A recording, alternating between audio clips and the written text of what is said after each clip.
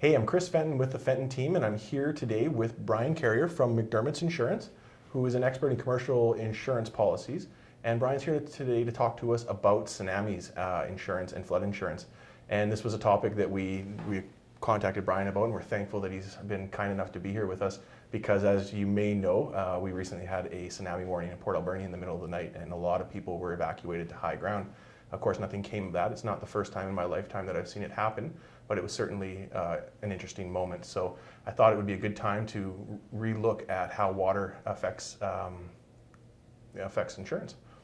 So my first question for Brian is maybe you could just explain to us a little bit about the different types of water, different types of flooding that a home can have, or water problems that a home can have, Sure. and what might be covered. Sounds good. So water damage in your home can be very stressful. It can affect you in many ways. Traditionally, on residential homes, you could get various types of coverage for water damage. The first type that is very common is called water escape. This would be pipes bursting or appliances like your dishwasher flooding your kitchen. Right. And so this is included in most comprehensive policies you can get. Okay. Sewer backup is another common one that's traditionally on insurance policies. It is optional with some companies and included with others. That would be where drains fail. Sewer backing up or just the drains being over capacity. Some new coverages that have come out recently in the market in Canada in the past couple of years. One is overland water, which would cover you for rivers overflowing their banks. So we're getting into flood coverage, or too much rainwater collecting on the ground. And there's another coverage called groundwater, where the water table can be affected and seep into your house through the foundation, which was always a common exclusion. But now they're starting to pick up new coverages to meet the market in Canada. Wow, that's exciting, especially here on the West Coast where we get a lot of rain. Yeah, absolutely.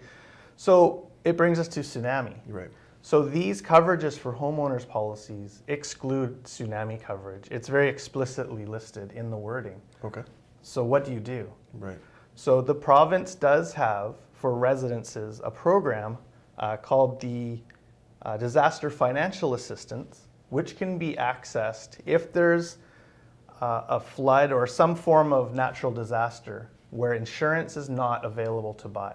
Okay, and we'll drop a link. We'll drop a link in the comments below. So if you want to look into that a little bit more, you can just go into the comments and click on that link. Excellent. It's good to know what's available in case something happens. Definitely.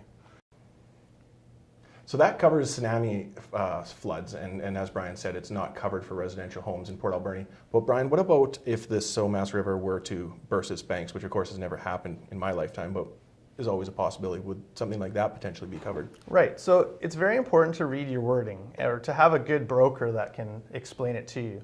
But the overland water coverage does have provisions for rivers overflowing their banks. But as I said, know your exclusions and know the wordings so that you're not surprised if something does happen and you live close to the river. Right, and we were just looking at a policy from a specific company, and one of the exclusions in that policy was tidal. So not tidal waves, but tides. So the question for the SOMAS, because it is also a tidal body of water, at least below Paper Mill Dam, is would it be included? And there's no way I don't think that Brian can answer that. That's something that would be up for a judge to answer, I suppose. So that covers tsunamis and floods for residential in Port Alberni, but then the question becomes, what about commercial? We have a fair amount of commercial in Port Alberni that is in the tsunami inundation zone and the flood zone. So is tsunami insurance even available for commercial buildings? Yeah, interestingly enough, the insurance markets treat commercial properties differently. Okay. One reason is the government provincial assistance isn't available to commercial properties. Oh, interesting. So there is a flood coverage that's available.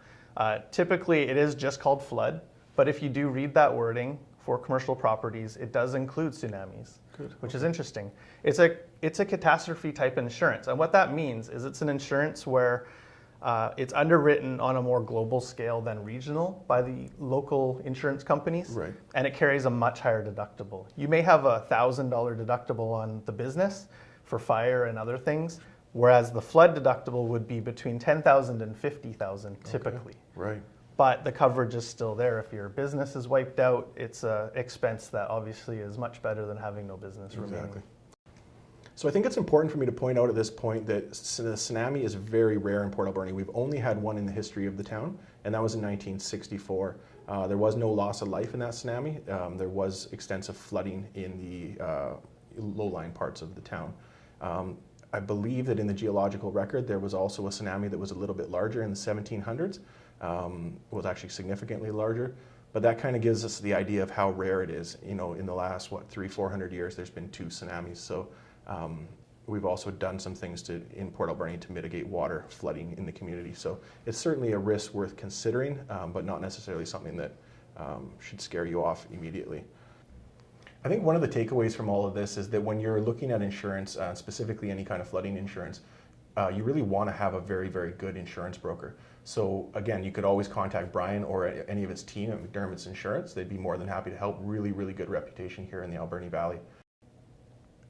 So I just want to thank Brian one more time for coming. And from all of us at the Fenton Team and Roy LePage, thanks for watching this video. If you have any questions about this, please feel free to leave them in the comments or give us a call at 250-723-8786.